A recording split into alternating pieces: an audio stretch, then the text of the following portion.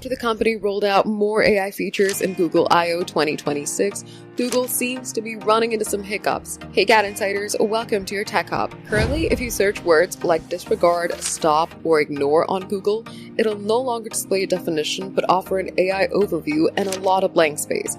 Because users have complained about the issue on social media and publications have reported on, even if you don't get a definition, you might still get a collection of links which are documenting the issue. In incognito mode, Google responded correctly once by displaying its usual snippet with the definition, but failed the second time by once again responding with an AI overview. Links to online dictionaries still appear under these incorrect results, but you have to scroll past an AI overview or grid of articles to actually get to them. The company has been acknowledging the issue and a fix is coming. Spokesperson of Google said, "We're aware that AI overviews are misinterpreting some action-related queries and we're working on a fix which will roll out soon." In the grand scheme of things, Google not automatically displaying a definition isn't as bad as recommending people put glue on pizza, which was one of the issues the company dealt with when it first launched. It might even be good for Merriam-Webster's web traffic. What the issue does highlight is the awkward transition Google's currently undergoing as it moves from the ultimate refer of other websites from all-in-one AI assistant. For more updates, subscribe to GadInsider, like and share the video, and don't forget to press the bell icon so you never miss any update.